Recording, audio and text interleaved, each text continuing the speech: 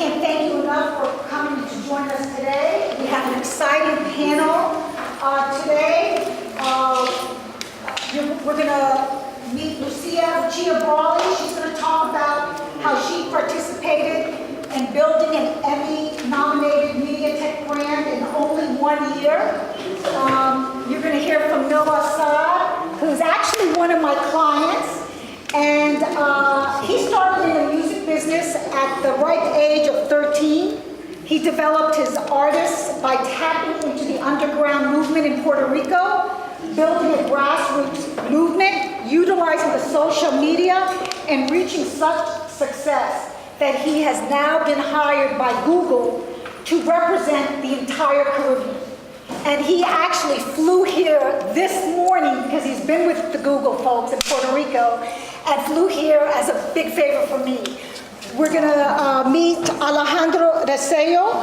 He and his brother, Andres, I'm sorry, I pronounced it wrong. Yeah, no, but No, how do you pronounce it? Recio. Recio, okay. Alejandro Recio, him and his brother,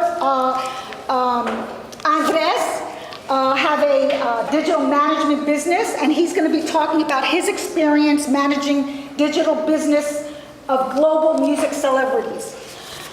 This is a person who has incredible courage. Originally, Robert Rivera of Show Pitch was going to be here. Unfortunately, today he contacted me and had a personal emergency, and so I called my dear friend who is a songwriter, producer, actor.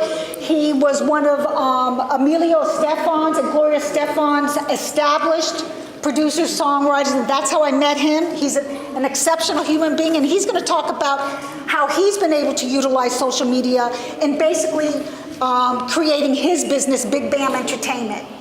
And then we're going to, Jose Villanova is going to, who's a dear friend of mine.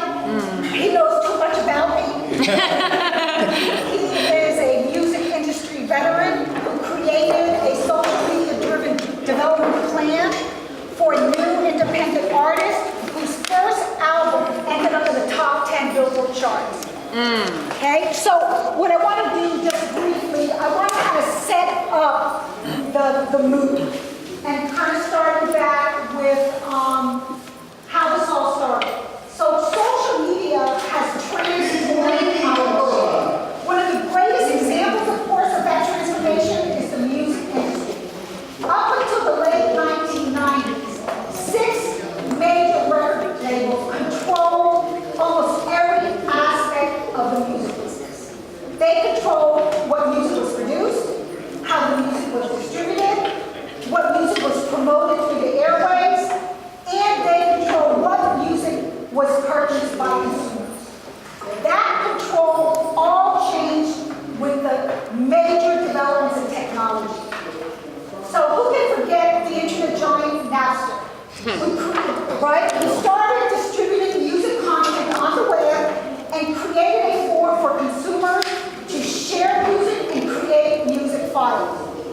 But Napster and Napster-like companies did not just open the gateway for millions of consumers to share music with one another and to make their own mixtapes. What they did is they transformed consumer thinking.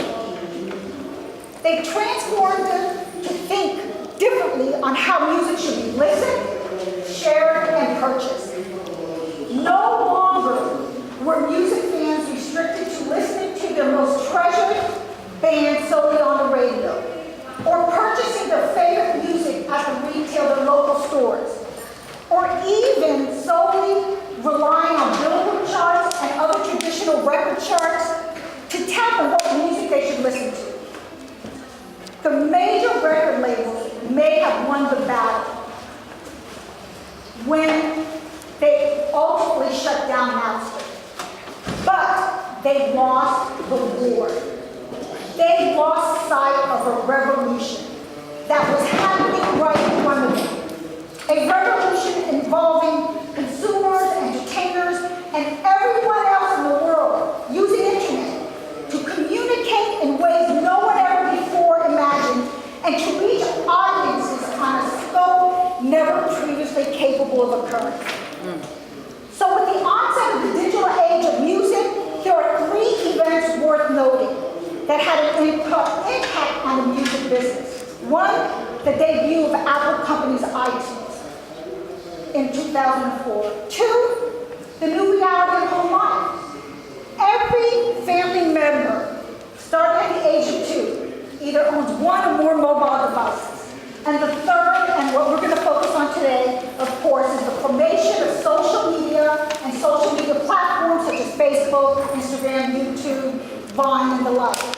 So with social media, a new world was born. And in the context of the music industry, that means new ways of interacting and sharing content, and it opened up the floodgates for artists to communicate with the masses. But all of this is available to consumers, artists, and other content creators for little or no money. Artists no longer have to rely on record companies to produce, distribute, or promote their music. They no longer need to go into a professional studio, nor do they require record labels to financially supplement the cost to produce their music and videos. Instead, they are performing those functions that record companies performed in the past. All they need is a personal computer, and they can produce and create their own music and videos. It is a do-it-yourself endeavor in the true sense of the word. Also, today's artists and other content creators develop their fan base from the bottom up. It is an underground movement. Instead of old traditional marketing ways used by record labels, content creators and especially musicians use social media to develop a grassroots movement of excitement for their music. And it's all done without the help of the record labels. They engage their followers on a regular basis with not simply music and videos, but also stories, updates, and other information that is of interest to their fans. They use social media to reach and resonate in untapped regions throughout the world, finding a new global market for their work. And what this does, this creates and has created a great opportunity and a great change. Because now these artists and content creators are able to monetize their own music, whatever they have created. And this is all done without the help or the interference with the record labels. So, I'm going to throw out a radical statement for some. The end result, what did social media do for the music business? It has helped the redistribution of power and profits. So with this backdrop, the five panelists, they may not use such exciting words that I have today, but they will be talking about how each of them had a vision and how each of them used social media to execute that vision and have a transforming result. And as you listen, I want each of you today to ask yourself, how am I going to transform the world? Or at least the world of music, because it's in your power. Okay, Thank you, Jesse, for that amazingly inspiring introduction. And hello, everybody. It's an honor to be here today with this exceptional panel of people. And my name is Lucia Brawley. You can call me Lucia since I moved to Miami. I'm Lucia. But I am the Vice President of Communications for Ambit, which is a platform that rewards fans for discovering and sharing new content, but we began solely with music. And so this is Ambit right here. This is my news feed. Okay, you can see the little Ambit logo in the corner. I logged in with Facebook. This is what the people I'm following are listening to. This is how many points I have toward my rewards.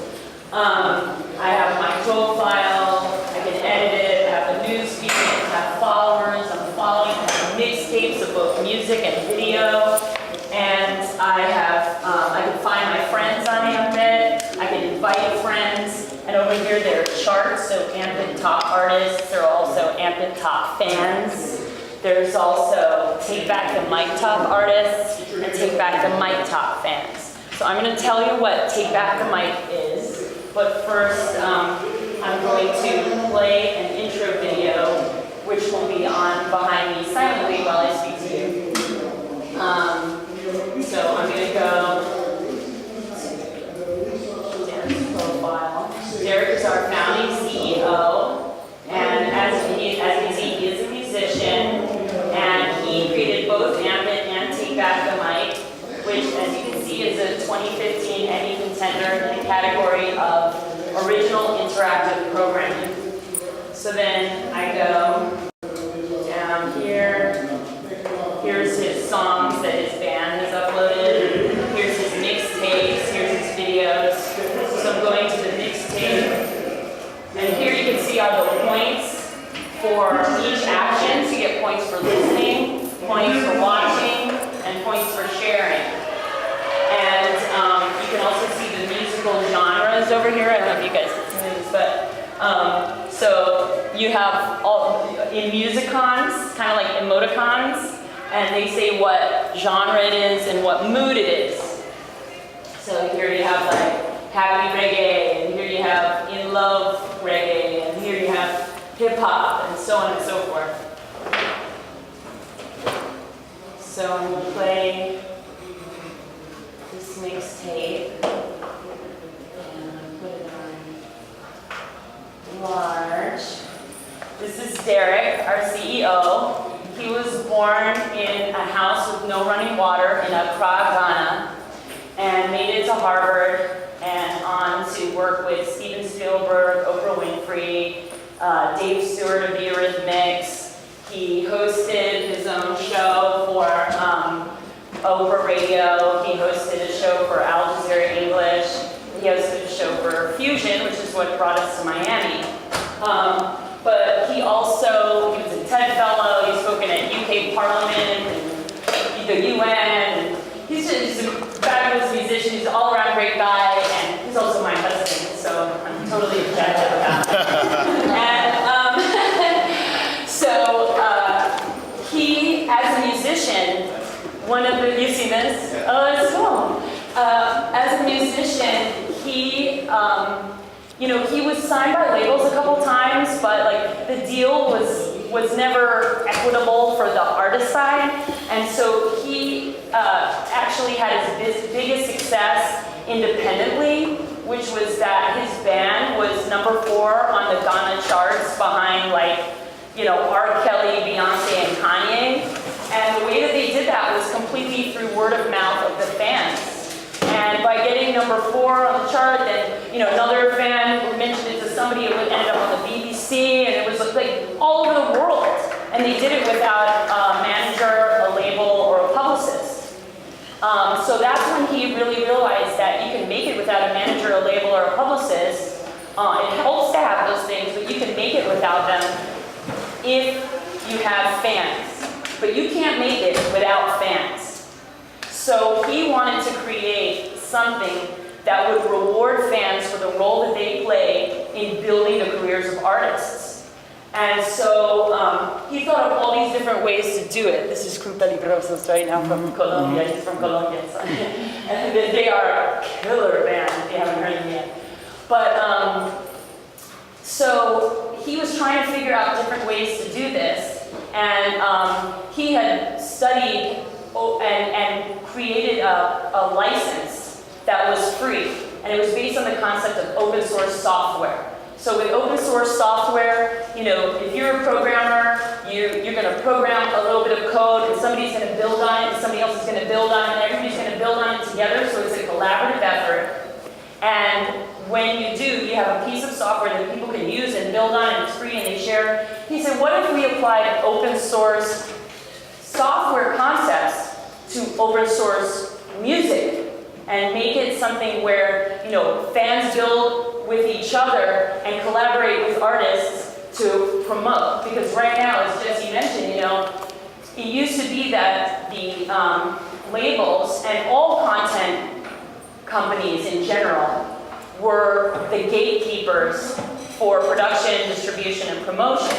Well, tech reduced the cost of production and distribution, but that created a flood of content. Like you look at YouTube, there's like 20 million cat videos, and how do you sort through all those cat videos to find, a brilliant new digital series or music video or whatever. So the cost of promotion has skyrocketed because in order to get your high quality content heard above the noise, you have to pay big bucks. So my background is I grew up dancing ballet in New York. I was an actress. I went to Yale School of Drama. I worked with Oliver Stone. I ended up going into volunteer for the Obama campaign really early on. I started a group of 4 people that grew to 2,000 by the general election. And during that campaign, I met the president and his wife, and Biden, and Arianna Huffington. And Arianna Huffington asked me to write for the Huffington Post. So I ended up writing for the Huffington Post, CNN.com, and a bunch of other outlets about a variety of topics, but for me, something I've always been passionate about is arts education. Because I believe that the arts have the power to change people's lives and help them completely transform their circumstances. I'm sure we can all think of examples of that. And my own husband is an example of that. So I was advocating this, and I was applying political organizing principles to it. During this whole period, I met Derek, and we were sort of kindred spirits. And when he was first ideating this, I said, why don't we apply organizing principles to promoting music? So we did this sort of test pilot thing that was called the Million Download Campaign, and we organized groups and street teams to help promote independent albums.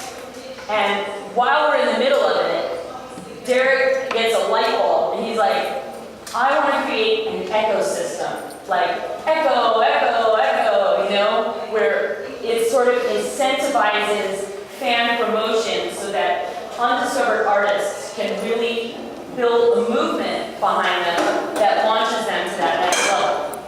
So Ambit became the brainchild that we've been building the past few years. And so it started with music, which is like, we reached out to organizers, we reached out to artists of all stripes.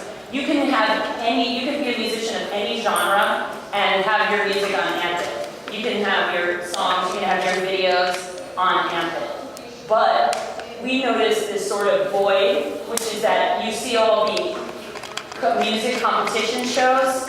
It's all like American Idol, The Voice, which I love. But there's no competition for hip-hop, and yet hip-hop is the most influential musical genre of the past 50 years. It's also the most commercially profitable, and yet there's no show out there for it. And so, but probably part of that is that some of the language is a little challenging for people to put on prime time and stuff like that. But we were like, what if we did the World Cup of hip-hop?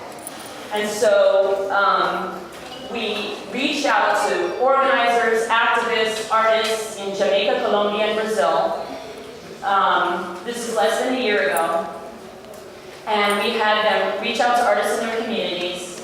The artists uploaded their songs and videos onto the site, and then their fans started watching, listening, and acting.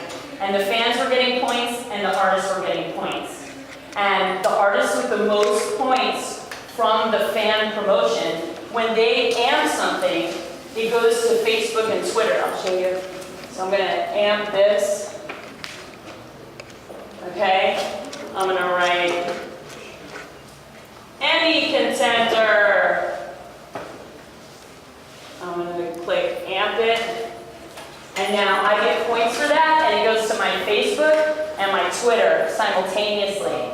So the fans are amping, The artists get points. The fans effectively green-lit 9 semi-finalist artist profiles, which are the imagery that you see behind me. And out of the 9 artist profiles, I mean, these stories were incredible. One kid was homeless, one kid was shot 6 times, one woman was off for 10 years raising her kids, and they made one group from each country made it to the finals. So we had finalists from Jamaica, finalists from Colombia, finalists from Brazil, all come to the New World Center on Miami Beach as part of Emerge America's Global Tech Conference.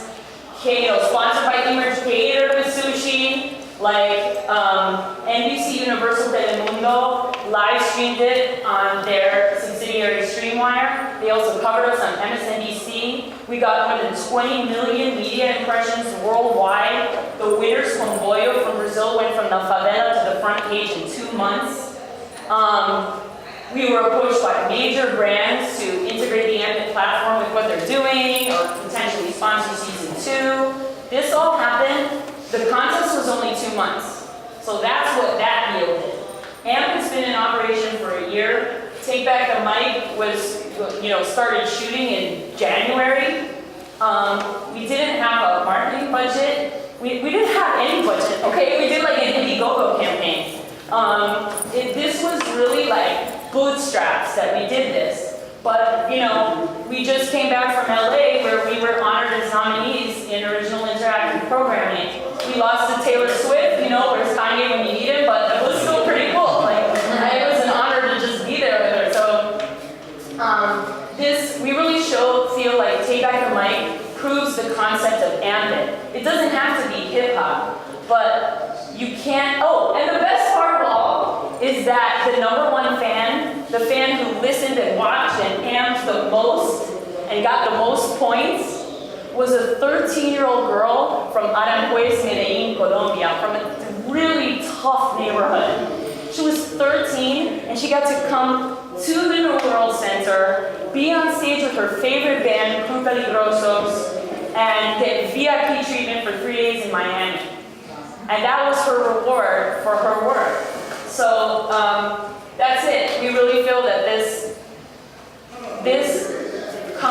proof of concept plays out how everything Jesse was saying is true.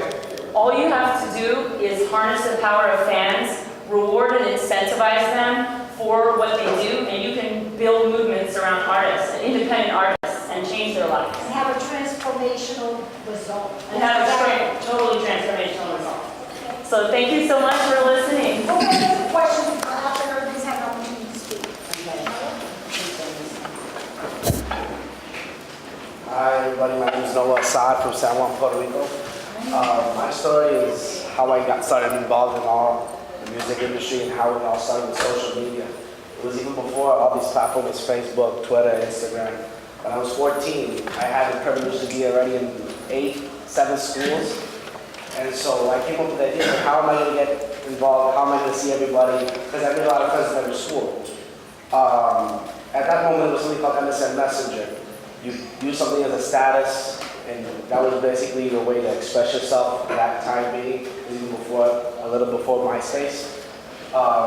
So what I did is I got everyone together from I got 4 people from each class, and I said, you know what, I'm going to do an event, and I want to see everybody. So from each class, we choose 4 students, and each student's putting the statuses on their MSN Messenger. 9th grade, 10th grade, 11th grade, 12th grade. So 7 schools times 4, that's 28 promoters, and each person brought me 25 people to an event at $15. Since that day, I started looking at social media as a different outlet and how to expand different marketing ways at age 14. So at age 14, you have a kid bringing $10,000 in a night to his parents. So they were kind of really happy with me. Well, I started doing those events, and little by little started involving Facebook, Twitter, while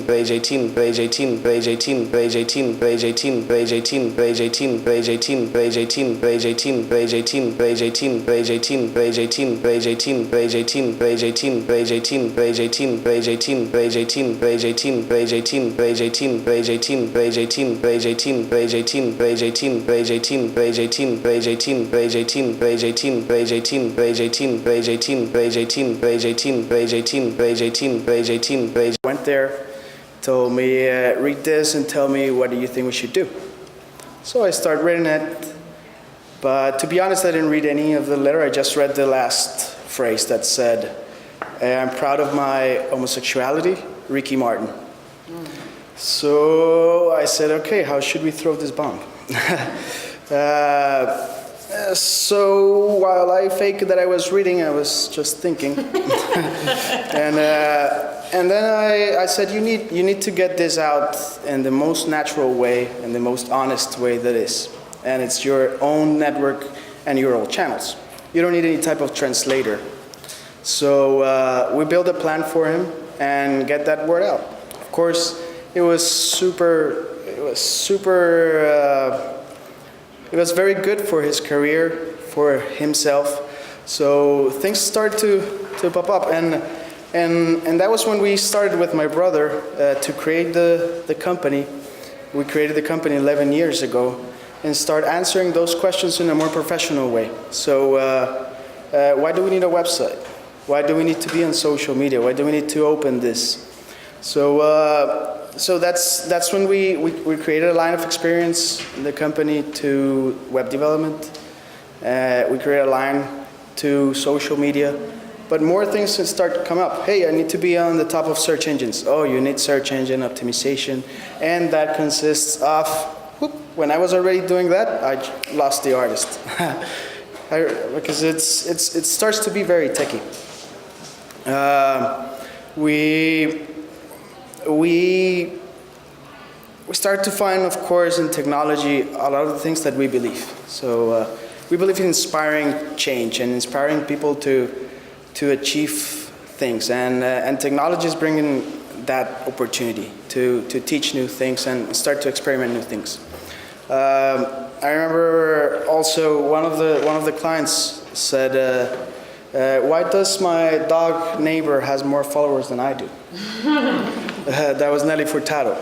And so we started working with her and starting to teach her what's the impact that she could have on social media and what that could bring to her. But of course you get to a point where it's too much information. It's social media, it's SEO, it's the website, it's the content marketing, and the content needs to be attractive, and it needs to be creative, and it needs to be this, and it's a whole tons of things. But at the end, why are you doing all this? What's your purpose? So there's when we shift and pivot the company. So we went from being a digital agency to being a digital business management company. So at the end, you have a vision, and you want to give something to the world and give something to the people. So digitally, we are helping them to define a vision, define a value, right? Digital starts to be a business unit. Sometimes people treat it like, oh no, who manages social media? You. Yeah, start managing it. You know how to post? Yeah, I know. Okay, you're the community manager. Can I ask you a question? Yeah. What would you say is the differences between doing social marketing yourself, like with Nelly wanted to do it herself, and doing it with a company that specializes in these kinds of services? Exactly. So that's exactly the point, and the answer. It's that. It's where we could focus exactly on the business, where you could, as a company, we start studying, because you have to learn every day about this.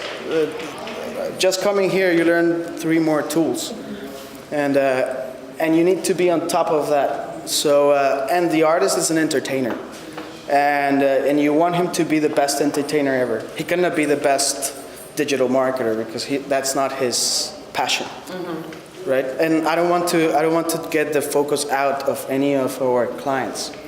That now we don't call them clients, we call them partners, because we want to make a digital business out of it. And as a business, you want return of investment. You want to see it as a product. You want to define your revenue streams. And not any other time in history, music has more revenue streams than ever. Before it was just playing and concerts and records. Of course, now you don't sell records. You still have concerts, but you have a whole bunch of different revenue streams digitally that you need to start monitoring, and you need to start understanding exactly how do I get paid when my content has X amount of views? How do I get paid when I have this? So it starts to be a business, and you need to take control of your business, like any other business. Right. So just closing that quick intro. We really believe on inspiring that change, viewing digital not just as massive media, but as a business. And I know your brother is right now traveling all over the world. I think he was in Australia with one of your clients. Exactly. And without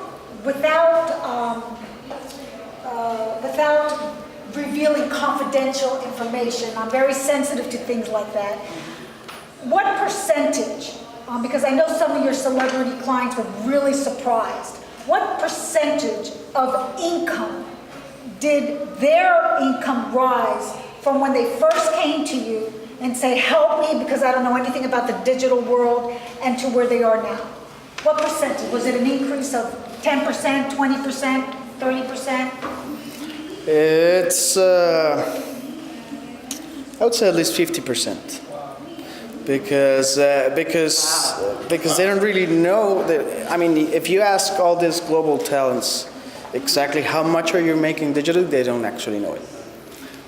So you start to show them how it is and how does it work and how they can make more and take advantage of it. So internet, it's about giving, and I really believe that the more you give, the more you receive, and if not, evaluate a little bit more the business model of Google. So now you start to get it. So thank you. Thank you.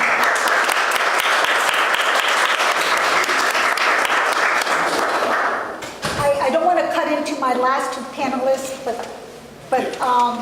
yeah, we have like 5 minutes, I'm sorry, for each of you. So then, I know you guys are going to hate me, but No, I'm sorry, it's my fault. I went on way too long. Somebody should have been like with the cane. Wrap it up. Yeah, exactly. We'll see the power of social media, Lucia, when this is over. My name is Frederick Bam Scott, and I'm going to be brief. I'm not going to say anything that you haven't heard about social media, how to make it work for you. I worked with Jesse 15 years ago. I started with Universal Records, and I worked with Albita, Jimena, Gaitan Brothers, a lot of writers and producers in the industry. They're, doing it now. I won a Grammy in 2004 on the Albita project. Albita Llegó was the name of the album. Excuse my Spanish, I'm not Hispanic from South Carolina. Anyway, in that time, I saw the industry changing because I was an independent producer. Actually, I wasn't even a producer, I was a beat maker. Okay, there's a difference between a beat maker and a producer. Working out of a garage in Hollywood, a friend of a friend referred me to the Stefan Camp. I walked in. and we fell in love with him immediately. Thank you. We walked in, I did my presentation to Emilio, made tracks and everything, and I got hooked up with Albita 2 years later. And I'm saying that to say this, after I won the Grammy, I'm thinking, wow, this money's coming in and it's gonna be amazing, my life is changing. Emilio told me one thing that I will not forget. He goes, Bamban, put your music into yourself and create your own studio and your own money. I'm like, but the record company's been here forever and they'll be here forever. He goes, no. At that time, we were coming off the heels of Ricky, the whole Latin pop sensation. It was like at the peak, but Emilio saw the future, it was falling. Then he said, we need to get into ringtones. Remember how everybody was doing ringtones, Dre, everybody. That was the thing to make money with the industry. That started falling off also. So I saw the handwriting on the wall, my contract was moving up. I said, let me go and start my own thing. I started Big Bam Entertainment. I didn't want it to be just music. I'm an actor also. If you've seen Graceland, Burn Notice, T-Mobile commercials, Chick-fil-A commercials, whatever, you've seen me. At some point, you've seen me. And I try to maximize that by just putting my brand of Big Bam Entertainment out there through social media. I'm the voice of the Sports Manias app. It's an app for all your sports. It's literally what it says, Sports Manias. I crack jokes all the time. I like to laugh. I got that job through Twitter. A friend of mine was following me, and he was like, yeah, man, this guy with this company in New York has a startup company, and they see your jokes and everything. They want to know if you come in for an interview and just say, woo, for them. I said, woo. They said, you got the job. You know? I have my own, like a local band in Miami. It's a cover band. These guys are Willie, Hector, and Gordo. Give them a hand. They're going to play for you. They're working me with, I do a lot of weddings, corporate events, anything with music. But going back to the social media thing, through Facebook, I landed the gig with Chauffeur Driven. They're having a conference here at the Lowe's Hotel in a few weeks, and they said, yeah, you know, we've seen your post, blah, blah, blah. Can you provide us with a DJ? I DJ also. I said, yeah. I said, sure. And they said, well, by the way, can you get us this, that, and the other? I said, no problem. But because of my presence on social media, and I'm a smaller startup company, but my label is starting to do its thing. I can't do everything, so I hired Ray Torres, this guy right here. I'm a musician and an actor. I can't think of the small things like amp it. I don't have that brain for that. I'm not that kind of guy. I can't do any of that. But I know how to make the product that goes there. Understand what I'm saying? Yeah. So what you have to do is believe in yourself and get yourself out there. I don't care if you're tweeting, have a nice day, hashtag smile. Do it. People need to see your name and your brand and get it out there. That's it.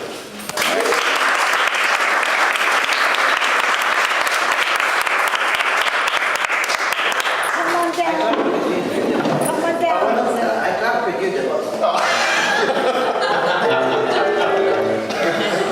All right, so last one before you wait. So the story I'm going to tell you is, we didn't coordinate this, right? Is going to echo all the themes that you heard today. All right. So for starters, I'm the bad guy, or I was the bad guy, right? I was the guy at the big record label, the big record company, who represented the company to make sure the artist got screwed, right? And if I were still teaching at FIU, I would use different language, right? But got screwed with no lube, all right? That was me. And I did that over and over and over. And yet, I'm a classically trained pianist and I sing opera. I am an artist at heart, right? So when I left the industry and started doing this on my own, I came across a project that really caught my attention.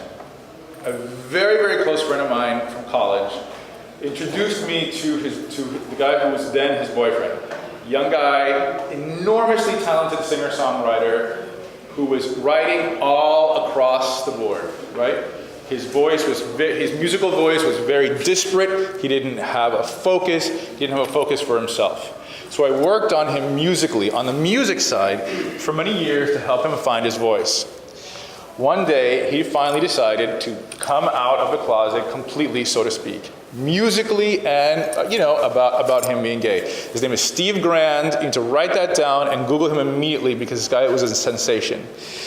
And so what Steve Grand did, this entire plan was my idea, and thank God it worked, or I wouldn't be standing here, in front of you, right?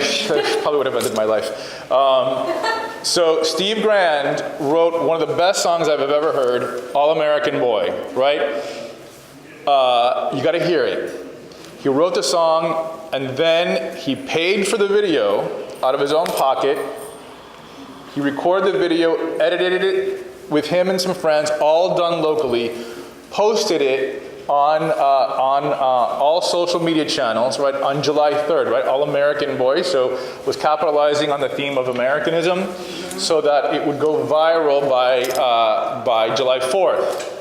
My friends in Miami saw this video on my Facebook feed and called me instantly to know who this artist was. Immediately, just my friends, not counting my friend, Steve's friends, everybody else's friends.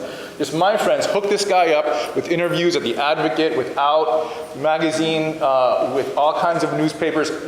Overnight, that video went viral, and he had interviews at all of the major media outlets instantly, overnight. With that fame, he started a Kickstarter campaign to fund the entire album. It was the third most successful Kickstarter campaign in the history of Kickstarter. Did you say that right? Whoa. Right? He produced an amazing album, staying to his own voice. staying to his own voice, and now Steve Grand cannot stop singing all over the world. His album charted in the top 10 of I don't know how many Billboard charts. We didn't spend a dime on marketing promotion. Not a dime on marketing promotion, all done through social media. All done through social media and through guts and ganas. At the end of the day, he decided that he would give away the tune, right? He would give away All American Boy, and then you can donate. You can donate whatever you want, nothing or anything you want, and that's how he, got the ball rolling. At the end of the day, finished the album, and you can buy the album online. He's made I don't know how much money on this album. All right. All right. Same theme, echoing over and over. All right. Find your voice. We have a Do very it. special.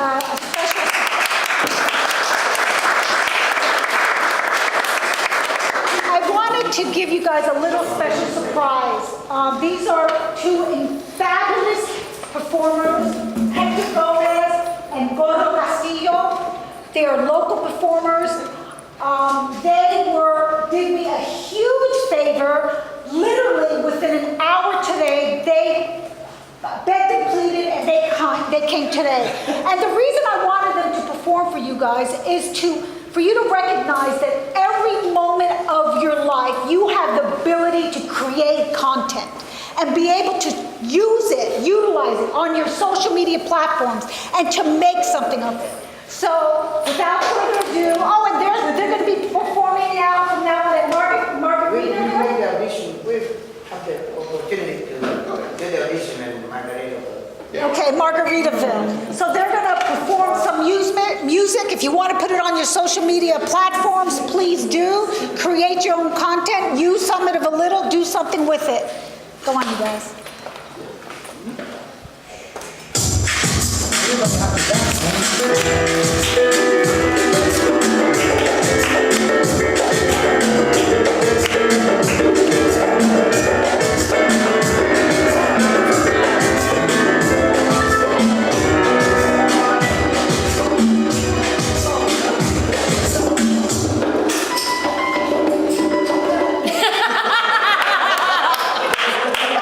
I don't think we need these. Can we do without the... Yeah, let's do that one. Because I really want to...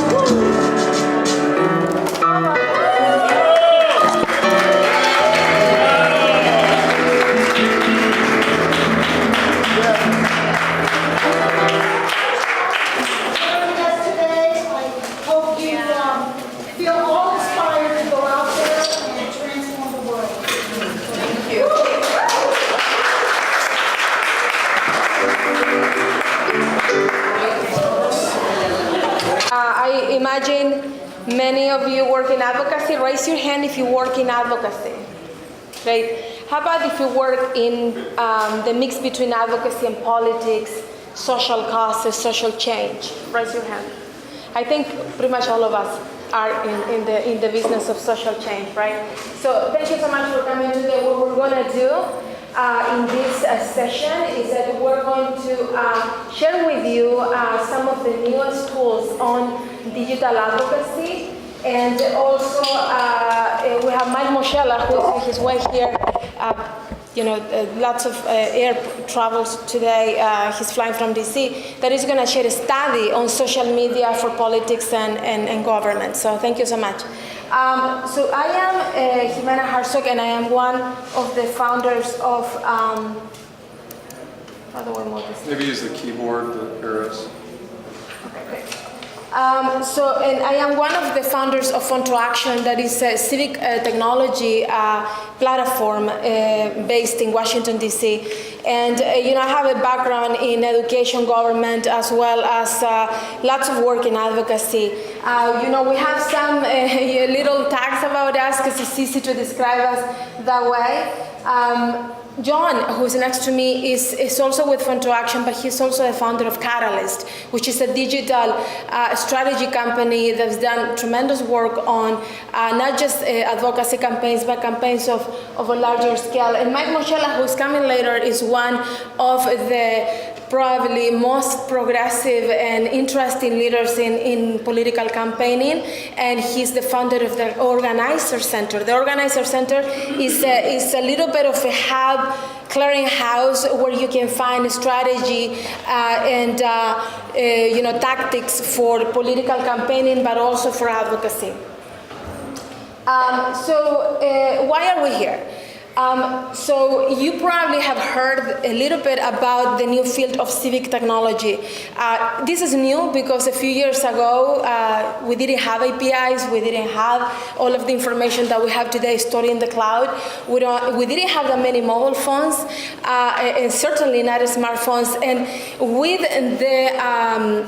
the creation of all of these new technologies, we put a lot of power back to people. And by giving this power back to people, this new field of everyone sort of getting together, not maybe physically, but with digital personas, start activating all this wave of change, of social change. If you've seen it overseas, you've seen it here in the country. It's happening every single day. So civic technology is not political technology.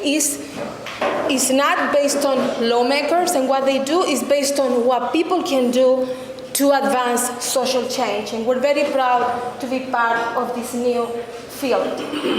We created this technology. I was coming from advocacy, and I lived in California. I had the pleasure to live in California, but I lived in Sacramento. If you've been in Sacramento, you probably heard that it's really fun because it's 45 minutes away from San Francisco and from Tahoe and from everything else. Most people in Sacramento, go other places is not necessarily a lot to do there. But by being in Sacramento, I had the opportunity to see all of these new technologies, and I saw the gap between advocacy and technology. And we founded Phone to Action.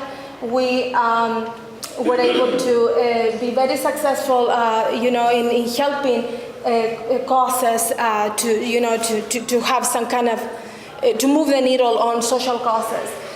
Digital advocacy is the power that people have to connect with elected officials, members of Congress, or anyone in a variety of forms. In the past, it was always via email and phone calls. But today, through geotechnology, we are able to match people against their elected officials via Twitter, Facebook, and many other forms. So why this is happening? Because as you know, if you're trying to change a law or pass a policy, change a regulation, normally the only way for people to connect with their elected officials has been knowing their email address and emailing them. But if for members of Congress, you actually have to sign a web form. How many of you know your 9-digit zip code? You do your 9-digit zip code? The 9-digit zip code. You do? Oh.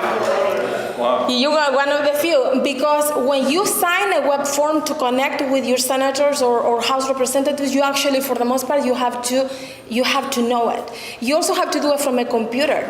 And lots of people, especially low income, people that don't have necessarily internet at home. And so these forms that are very difficult to conduct, are the only really mainstream way that a member of Congress can be contacted in the standard way. And most of these communications are email, and this massive volume of email have, saturated these folks. So I'm going to ask you a couple of questions, since we're going to do a little bit of trivia here, and then you're going to tell me. And the reason for this is because we know that email alone, phone calls alone, visits alone are no longer the most effective way to connect with our lawmakers. So what other ways can be? So how many of you know the answer of this? Raise your hand if you know the answer. So who has the most followers on Twitter? Cory Booker. Cory Booker. Another one? John McCain. John McCain. Another one? No? So who is the winner? John McCain. You came a little bit behind, but it's Mr. John McCain. And Marco Rubio, Pelosi, and Boehner are actually following. It's very interesting that There are more questions. So what we've seen today, and this is because of this emerging power of social media, is that members of Congress are communicating with their constituents in different ways. And they're using social media as one of those tools. Raise your hand if you can tell me what this image represents. Let's take a look. Raise your hand and tell me what does this mean? Okay. Getting ready. Who posted this? Why? Well, everybody was upset he was gonna wear that brown suit. Oh, yeah, that's right. Nice black one. Okay, keep going. Right. Who did this? His wife. The White House social media guy. The social media person before. The famous tan suit that everybody's Right. So this is actually the president on the day of what was the name? Yes, the State of the Union. And he did this picture right before the State of the Union and said, this is the suit that I have. You see his shoes right here? And he has socks there. Well, he's actually not trying to, no, it's good. It's not trying to clean up. It's actually being very personal, very modest, and it's very, very real about, so this is a very different way of communicating. You wouldn't think this, 5 years ago, 10 years ago, a president actually tweeted something like this. This normally happens in a very private way. So it shows you that they are going out in a different manner and engaging in a different manner. So how the members of Congress how are they using Twitter today? So you see Cory Booker connecting with their constituents. With his constituents. And this person is asking him, are you gonna come and help us with the snow? And he said, well, I can't because I have to stay here in DC. So he's telling a real person that lives in his district why he cannot be there. They also use it in Facebook, they use it also to share how they feel about particular issues. That's Warner. And they also use it to tell regulations, organizations like the FCC and others, or anyone, how they feel about a particular. So in the past, you will never see a member of Congress actually sharing policies on Twitter and Facebook. And some of them are actually really funny. John Dingell, look at that, what he said. I'm the last original author of the Clean Water Act, but I have no idea who a Kardashian is. And I rarely play games. Are you okay, EPA water? He's talking to EPA. So it's like wondering, what is EPA? He's 89 now, it was 88 last year when he wrote this. And he's asking now, he come back a few minutes after and he writes this.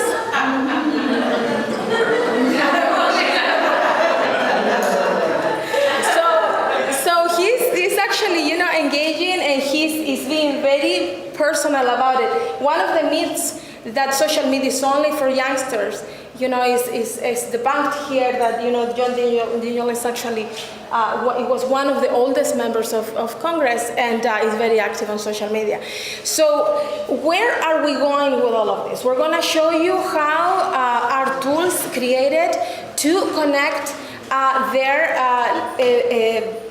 to connect constituents through social media by matching anyone against their lawmakers and tweeting directly at them or Facebooking directly at them anywhere in the States. And John is going to be on.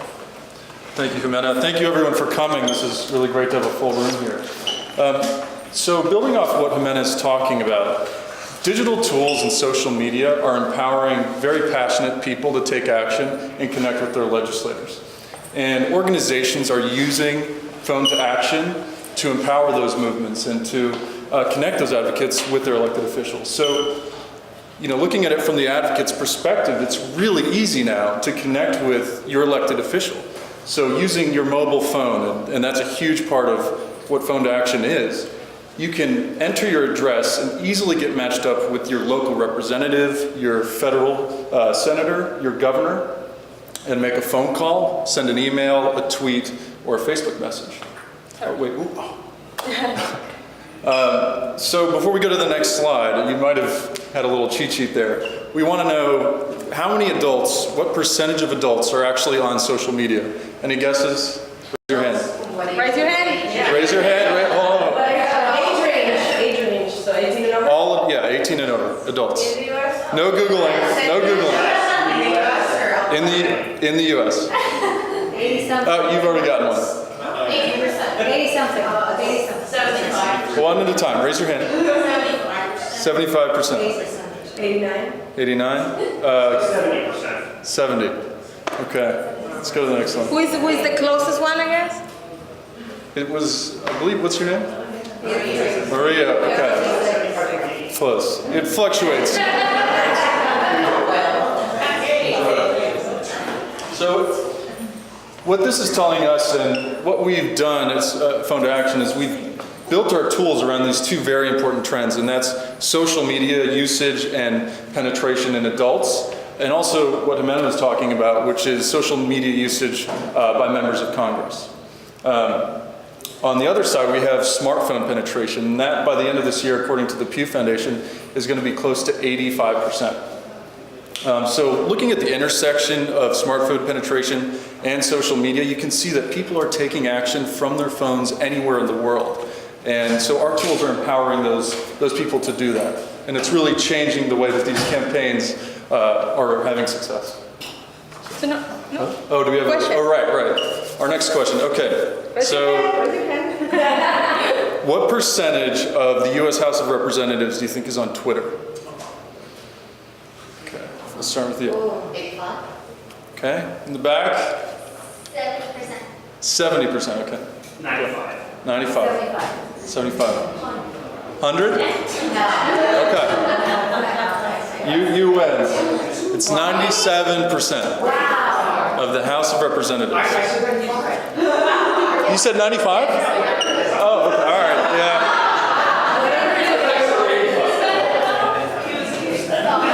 Oh, he is here. No. So you can see, so what this tells us is that elected officials are using social media to get insights and perspectives into what their constituents are saying, what they're thinking, and to get the pulse of what these issues are looking like from a constituent perspective.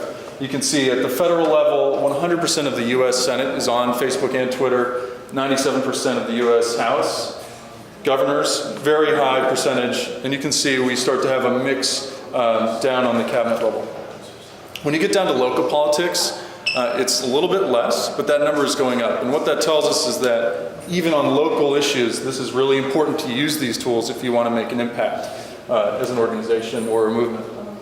So the Phone to Action platform is divided into two sides. On this right side here, we've got your campaign tools. So as an advocacy manager, and some of you I'm sure are digital advocacy managers, you're going to be able to create campaigns on specific issues that your organization is running. So whether that's clean water, an environmental issue, an education issue, it's really easy to go into Phone to Action and in a few minutes create a microsite for your issue.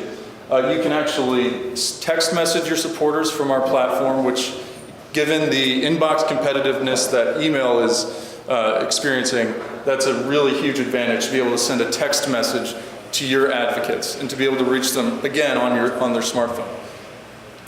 You can look at analytics, and this is a very robust system for being able to track and record engagements with elected officials. And that's a huge issue that we've heard from different organizations, is that they'll ask their advocates to tweet their official, to Facebook their official, but they have no actual way of tracking this kind of activity. So that's important for an organization to be able to get funding next year for their issue, to be able to show that progress and that type of activity.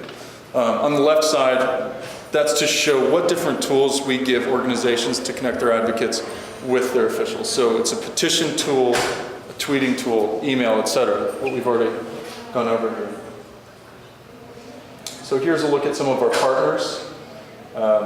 We work with a broad range of partners across different issues, from education to environment and beyond.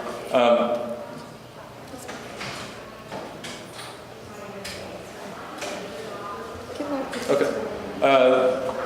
So this is an example of what an advocate is going to see when they navigate to a micro center. And this is what we've come up with as the best practice and most likely to get people to engage. So you've got a summary of the issue here on the left, and you can even embed video here, which really is important for telling a story and to get someone excited. So these are passionate people that want to take action, and we want to facilitate that.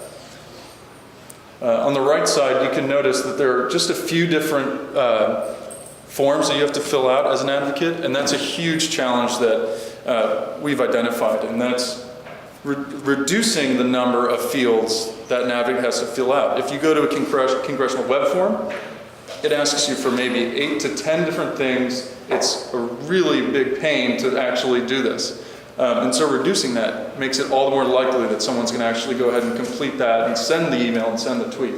And with one click, someone's going to be able to send out that email. So here's an example of one of our partners that's taken our platform and really run with it. And this is CrossFit in DC. And they're going through some political and policy-related issues, and they're using our platform to connect all of those CrossFit members in DC with their elected officials. And this feeds into the back end of the Phone to Action platform. So I'll tell you about a quick case study. The American Heart Association in New York, they had been working on an issue for 15 years. This was it's an issue that you would think would be easy to pass through the different levels of lawmakers. So it was a CPR training bill, and they wanted to have all graduating high school seniors CPR trained. And the reason for this, and the reason they were pushing this, was because there had been some unnecessary deaths related to sudden cardiac arrest, and if someone nearby had been trained in CPR, we could have saved lives. So for 15 years, they'd been trying to pass this bill through. It had gotten out of the State House a few times and made it onto the governor's desk, but he had never signed it into legislation. And the reason why, there was a number of different political and lobbying issues that he had faced. It put him against the education lobby, the teachers lobby, and quite frankly, he didn't want to go out and publicly impact the curriculum for teachers. So it was a tough issue for the governor, and he didn't sign the law into legislation a few times. So American Heart came to us, they used our tools, and they went around the state from June 2014 all the way through August, and they empowered the different parents associations to go to their meetings with different parents and recruit them. And they basically said the same thing that I did. They said, listen, we've got the CPR bill, it's going to be coming out of the House again in August, and we need your support. So for 2 months, American Heart did this. They empowered their grass tops leaders with the text-in tool. And they built up their list, and when that bill made it out of the State House again in August, they drove a bunch of text messages out to those supporters that they had collected over that time, and asked them to send a tweet and a Facebook message to Governor Cuomo. So they had their Twitter Tuesday, and they ended up driving hundreds and hundreds of tweets and Facebook. So as you can imagine, Governor Cuomo sitting at his desk deciding whether to sign this into legislation. You know, he's starting to think, okay, there's a lot of pressure now, there's a lot of social media activity around this issue. Maybe I need to rethink my position. So you can imagine starting to get blog coverage, all types of different attention. They followed it up with a patch-through call on Thursday, 2 days later. And following this huge social media blitz, Governor Cuomo ended up signing the bill into legislation. So after 14 years, using social media and empowering people to be able to create a movement that was bigger than just them, they were able to impact this legislation and get it passed. Any tech company that wants to make it easy for folks to use it has to integrate with other partners. And we have some select tech partners that we work with. Nation Builder, and Mike is an expert on this, and Mike really is going to have a lot more to say about how to tailor your campaigns and how members of Congress are actually using social media in specific ways. So he'll give you the roadmap on that. So, Mike, I'm so glad you made it. So I wanted to explain a little bit. Photo Action is a startup. It's a company that is very lucky to have funding from a very good group of investors. And we created a civic tech fund for research and also to increase the pipeline of minorities in technology. Mike Moschella is one of the leaders in politics in the country, and he founded the Organizer Center. And the first thing that we did with him is say, okay, Mike, can you actually do a research study around how social media is actually used by elected officials, not just like by us, but by elected officials, and how the two of them engage.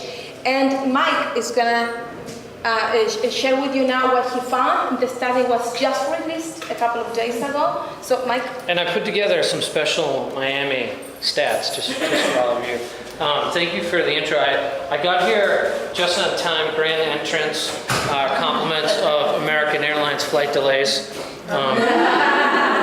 But I love being in Miami because it just reminds me that I will never, ever get a tan in my entire life. I come here frequently. So I'm something called Irish, and so I'm pink. It's okay. And actually, in the beginning, we did say a few things about you, Mike. And we'll go back to that, and maybe you can explain what this means. Oh, bourbon? You'll know, it's like sort of, it's like a Kentucky version of rum. I'm a bourbon expert. And I'm a colonel, commissioning Kentucky colonel. Okay, cool. So let's talk a little bit about how we use social media. I spent a decade in politics, helping campaigns and advocacy organizations figure out how to use technology to be successful. After John Kerry lost to George W. Bush, I was part of a team of former Clinton folks that created an organization called the New Politics Institute, which existed to study how the internet and how all these digital fancy things were changing political strategy. I ended up managing a bunch of congressional races around the country, including one here in Florida, which was really fun. I tell everybody never manage a House race in Florida because you're the hardest working person you know. Everyone else around you is going to the beach, hanging out, having fun. Like manage House races in like North Dakota, where nobody does anything except for drink, and then it's no big deal that you work till like midnight every single night. But Florida, that was a tough one. That was up in West Palm. Can't go compete with the beach. Can't compete. It's hard. How are you going to get volunteers? You're like, hey, do you want to knock on doors and make phone calls or go to the beach? It's impossible. So anyway, I ended up at a company helping to build a company called Nation Builder, and there I had a team of 50 organizers. And we worked with about 9,000 different campaigns and advocacy organizations and major nonprofits, including most of the liberal parties in democracies around the world. So I worked in about 98 countries, and And we would help folks kind of upgrade their tech game and leverage technology and email and Twitter and all these things to do really effective organizing. And this summer, I decided, well, I'd rather not just do that with one company. I'd rather be able to work with lots and lots of companies, take all this really fascinating information and help understand all these really interesting tools that you can use. So we just launched the Organizing Center. It's www.organizing.center. And one of the first major reports that we put out just on Wednesday, if you don't read the Wall Street Journal religiously, you might not have seen, was a new index that we created called the SPRI. And the SPRI stands for the Social Platform Responsiveness Index. And the goal of the SPRI is to be able to measure quantitatively how responsive an elected official is to his or her constituents on these new communication tools, Twitter and Facebook primarily.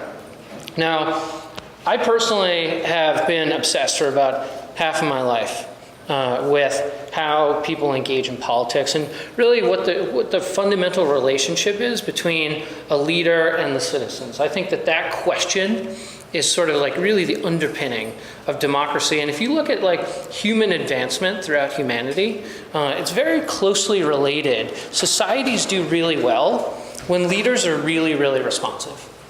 And I had a personal experience that kind of was foundational. I grew up in a sort of strict Catholic, mostly military family. And so I was sort of taught to fear authority, because if you did anything wrong, you would go to hell. And so that was sort of the world that I grew up in.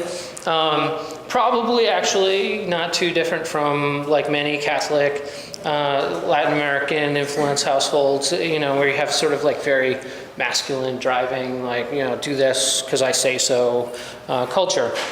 And I went to Catholic school, and then I went to school in upstate New York, to college, and escaped my family. And I became a member of the College Democrats because I was really cool. And thank you, one person got the joke. And the school lobbyist came in one day, and she said, hey, we're going to put a whole busload of students together and drive down to Washington, D.C. and lobby for financial aid. And I thought, this is the coolest thing ever. I get a free trip to Washington, D.C., and I'll go and, make a really important... I was dependent on financial aid and still pay off some of those loans.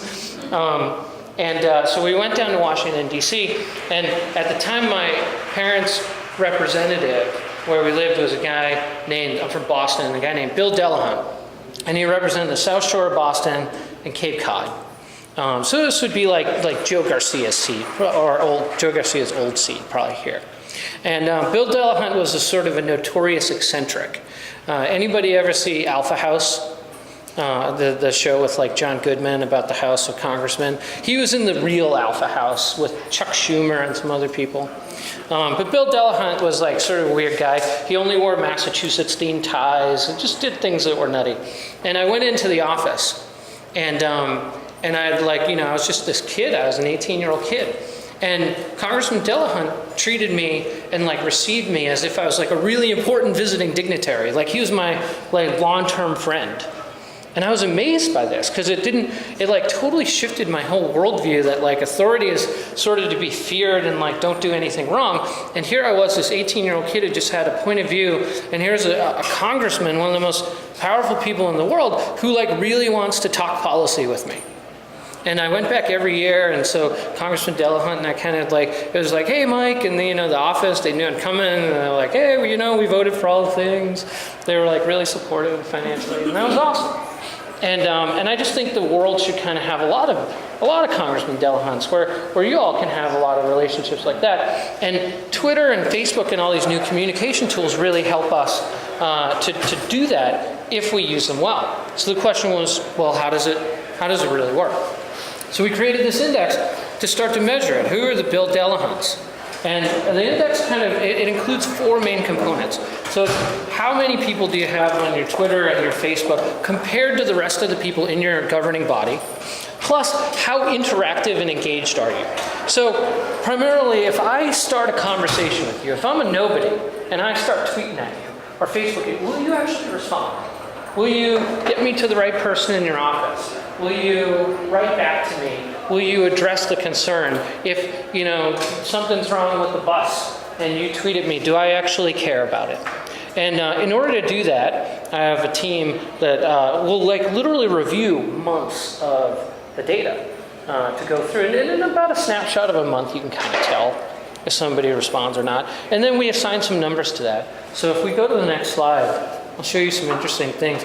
We did this for Congress because people really care about Congress a lot and spend a lot of money, but we also have started to build the SPRI into some city governments. So here's DC, San Francisco, and Miami, and we'll show you, we combine Miami County and city elected officials, the city commission and the county commission, because we just thought it was fair. There's a lot of overlap in what they all do. So the top score that you can get on SPRI is 2. And the bottom is 0. And Miami averaged about a 0.98, which was not as good as San Francisco and Washington. However, it was better than both houses of Congress. So you're better than Congress. And then here's some audience size averages, Facebook and Twitter. Interestingly, so Miami, pretty strong Facebook audiences for your Miami reps. Not quite San Francisco, but a lot better than Washington. And here's Twitter down here. So Miami, very interestingly, not so hot on Twitter. A lot less responsive than some other city governments. So maybe that's something that you all in this room could push when you meet with your city councilors and county commissioners. Kind of get them going a little bit on Twitter. If we go to the next slide, I'll show you the rankings of your. These are I've got a little formatted strange, but you can figure it out. These are actually your county commissioners ranked from, and mayor ranked from top to bottom. So 2's the best score you can get, 0 is the worst. So both Suarez's, who knows, maybe Suarez is just a great name for social media, like Luis Suarez, Regalado, they're kind of Zapata and Diaz are sort of your top people here. But it's not just that they've been around longer, it's that their offices are really responsive. And you can talk to these folks. And then sort of in the bottom, you got Sarnoff and Barriero, and, so maybe these people need a little kick in the butt. And we've seen it work, by the way. In Washington, D.C., there was one particular city councilor who just wouldn't use Twitter, and there was a campaign to get him on Twitter. Now he tweets all the time. So you can actually change these. One of the nice things about the SPRI index is that it's dynamic. So anybody can improve their score by actually caring or building a bigger audience. And we think that that's one of the nice things about social media, right? It's not static. It's a very dynamic thing. Now, one of the really interesting things that we can do, just go to the next slide, with this information, once we can quantify your responsiveness, is we can start to understand trends in whole new ways. So here's every one of these dots represents a Democrat in the United States House of Representatives. And I could show you Republicans or different caucuses or different states or the Senate or whatever, but I just thought this was interesting. And each of these dots is then plotted not only between how good you are in the SPRI index, how good your social media responsiveness is, which are the people at the top, but it's then plotted against how liberal or conservative your district is. So we get a sense of ideology. So the dots on the left, these are the people in the most liberal districts, and the ones further right are the ones in the most right-wing district, and 0, anything up here, if there were an imaginary line, that would be a perfectly balanced congressional district, right? So now let's get, how many people here work in some sort of advocacy organization or campaign organization, how many people have causes that, where they'll type in and say, hey, congressman, or hey, commissioner, or whatever, you should really do what I think you should do. You should all do that, because it's they actually pay attention. Now, if you're running a group that does that, this data, or being able to view this, can become incredibly helpful. because I can start to see kind of grouping. So like, here are the people who are great at social media, who are in like really left-wing districts. And if I'm advocating for like, say, energy, clean energy, or the environment, or women's rights, or Black Lives Matter, now I know like, these are the folks I want to talk to. These are the people that will get my message out. Right, this here is like Joe Kennedy. And Joe Kennedy will be a champion for me. Meanwhile, these people who are kind of also liberal, maybe we don't want to spend as much time tweeting or Facebooking them. Meanwhile, like say I'm advocating for like a very centrist issue, education, some sort of health reform, transportation. Now I want to maybe talk to like people who are very moderate, because the left, yeah, they're with me, right? But I want to talk to the moderates, and I want to try to sway them because we're talking about like bus fares or whatever. Well, now I can kind of look at the folks over here, and I can see there's a cluster of people that really aren't so good. Now, I call this scaring the DCCC. The DCCC is the Democratic Congressional Campaign Committee, this group of people, because they're in sort of right-wing districts. Like, they could really lose their seat. These are Democrats in kind of like districts that voted for Mitt Romney, and they're not very good at responding. And that's like a really concerning thing. And as a, like, if you're laying out a strategy, you might want to know that. And then lastly, you get kind of this chart. And these are people that are like really ambitious. So like Alan Grayson is in this chart, the congressman from the Orlando area who's running for Senate here. And then Patrick Murphy's a little worse. Patrick Murphy's in this New Kids on the Block chart. These are, so he's like not quite as great at the social media responsiveness index as Alan Grayson, but you know, he's got a little bit more of a moderate. So, you know, we'll see. You can kind of like start to get a sense of like, oh, this is how the Alan Graysons of the world work. This is how the Patrick Murphys of the world work. This is how the Debbie Wasserman Schultzes of the world work. You know, how's that for some Florida knowledge for a Boston guy? So we thought that was really interesting, and you know, I'd be happy to share that any of the Miami info, or kind of like work through. For the Phone Action team is really great at working through insights. If you're, you know, creating websites where people are going to do legislative lobbying, or you have an organization where you want to really put a proactive effort to talk to your elected officials, having some of this information can really help make a very clear and effective strategic roadmap for you all. And we're just like thrilled to help and make it awesome so that you can all be friends with whoever your version of Bill Delahunt is. Cool? Questions? Question, how do you charge for your services, per campaign or by subscription?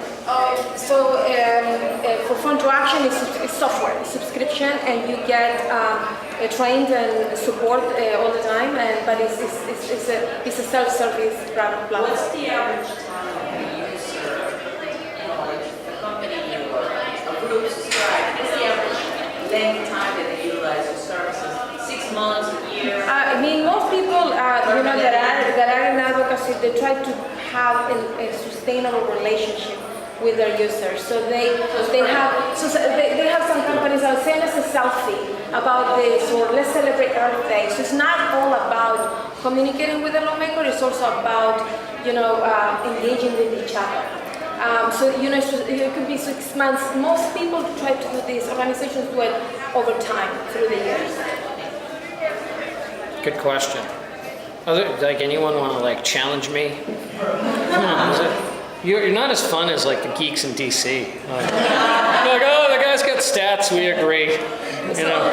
When I go over We're this thinking one, about the beach. Well, yeah. Damn you! It's rain. It's like rainy today. Yeah. No, it's actually Sunday. Well, all I know is when my girlfriend tried to go to the beach, it rained, and so she's not happy. Yeah. Does any other stuff about like all the Congress or data that you want to dive into? Because I could answer it now, and you'll never see me ever again. why is all that So this is the Senate. This is the Democrats in the Senate, by the way, the plot. Yeah, you know, what we're kind of looking at is when you plot these things, you want to create what data geeks call a typology. So you're looking at people that have trends of similar behavior to make it easier to lay out a strategy. And every now and then you just have a real outlier. Like, so for example, in the Republican House, Paul Ryan, in part because he ran for vice president, has 4.9 million Facebook followers. He single-handedly brings up the average of every Republican in the House by 15,000 Facebook fans, which is just, it's outrageous. But Cory Booker's similar in the Senate, the senator from New Jersey who, is known for in fact, he tweeted at me about this study because he's like, hey, thanks, at Mike. And I was like, hey, Cory. And my cloud score went up like 3 points. But he tweets out like vegetarian meals, and we ignore in creating the index all like the junk, because there's people that just, there's members of Congress who tweet about college football quite regularly, but don't respond to constituent concerns, which, look, if you're in North Dakota, that's a probably par for the course. I do know that Cory Booker started following people even when he was in the mayor. He would actually go and save somebody from a fire, and he would tweet out, and people would follow him. He would follow people now. Yeah. Which is why he has so many followers. So he's a freak, basically. In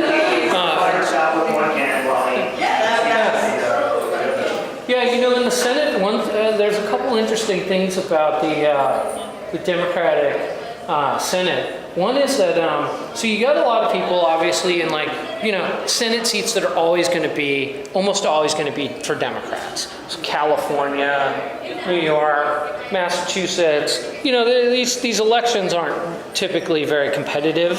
So when we look at those folks, what's funny is the people that do the best, who we call the blue state social champions, they're almost all women. The women kick butt, like Barbara Mikulski from Maryland. She's like fierce, and Barbara Boxer. And then the guys over here who represent like these seats that will never, they're like, nah, I don't really care. So like Chris Coons from Delaware, he's just like, it's like Facebook, whatever. He's all into Africa policies. No, so the Blue Dogs, the more conservative districts will be over here. So that's interesting. There's a cohort of people who are kind of in conservative states that do really kick butt. And those are people like Harry Reid and Claire McCaskill. So we call them the great campaigners.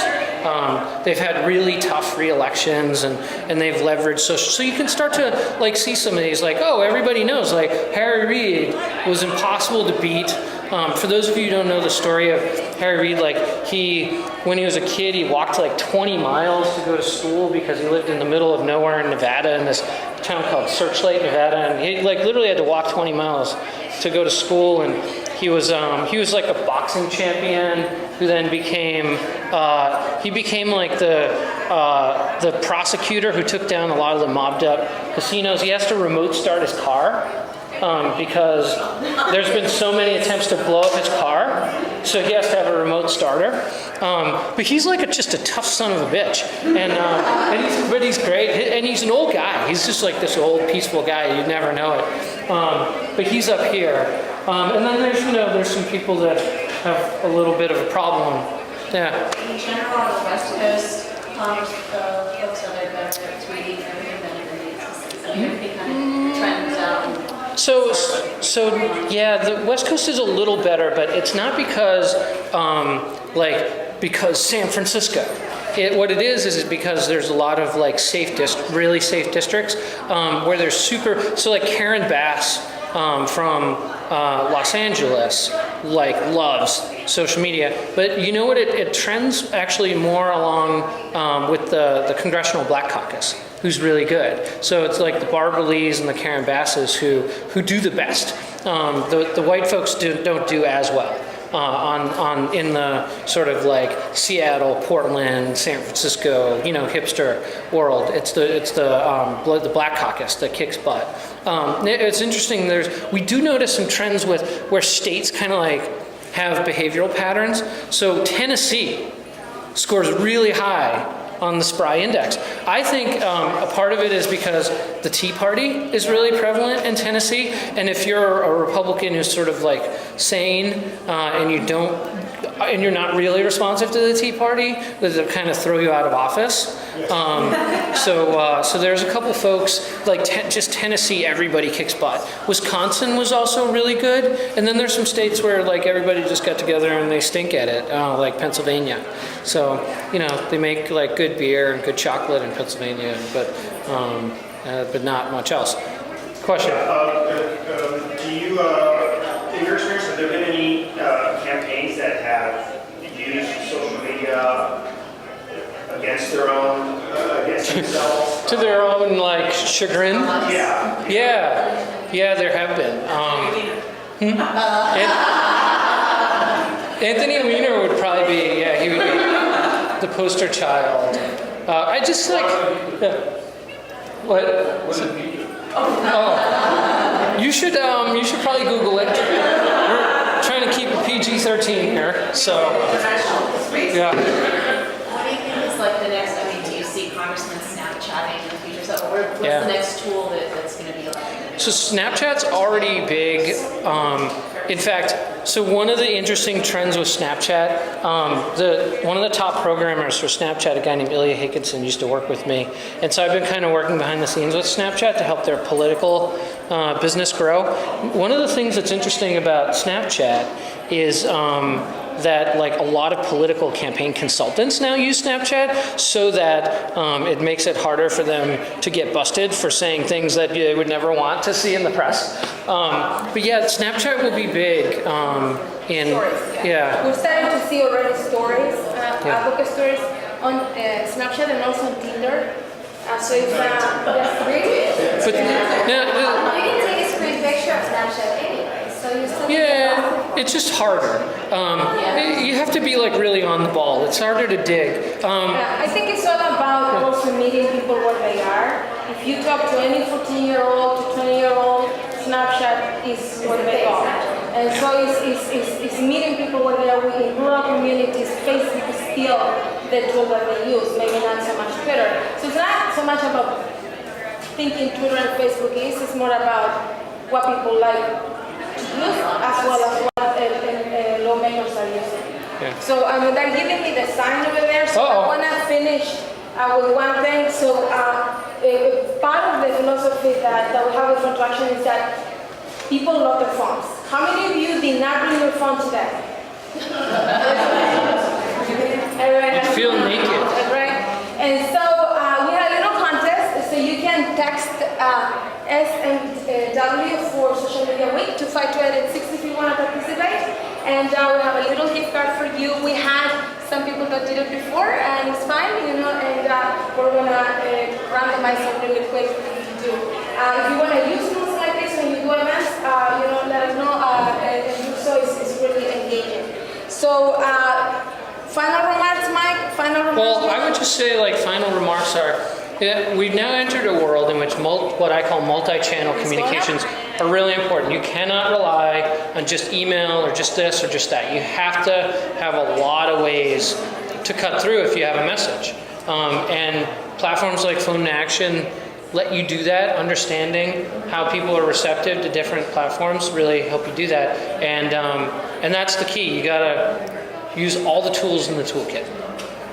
I would just say quickly, people want to change outcomes politically and legislatively, and I think, the interest in taking action, making it as easy as possible, is a really great opportunity for campaign managers. So, making it easy for your advocates is the way to go. They want to do it. Are you participating in any of the current presidential campaigns? Have they reached out to you for your services?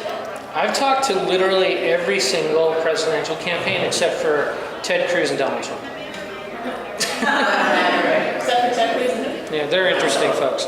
Sorry, except for Ted Cruz And Donald Trump. He doesn't need you. No, he has no need. No, he's way bigger than all this. Huge. Yeah. Who do you think's been doing a really good job? Jeb Bush behind the scenes, incredible. He has the, without a doubt, the best infrastructure that nobody sees, and it's for one particular reason. What Bush can do that no other Republican's done before is actually divide social media accounts directly to his local volunteers. He can say, not only here's your numbers to call, but here's all your Twitter to tweet. And the reason why he can do it is he has a CTO named Andy Barquette, who came from Facebook, who figured out a lot of the behind the scenes. So the guy I would say who you might not see like, oh, you know, he's all fancy on Twitter or whatever, but really is doing the groundwork is Jeb Bush. Scott Walker has a really smart digital team. It doesn't reflect so far in debates, but he does. And, you know, Bernie Sanders has a lot going, but he has to translate it into votes, and that's going to be his job. If Joe Biden gets in. They're giving me the. Okay, we have to go. So we have to launch it. So Oh, you're gonna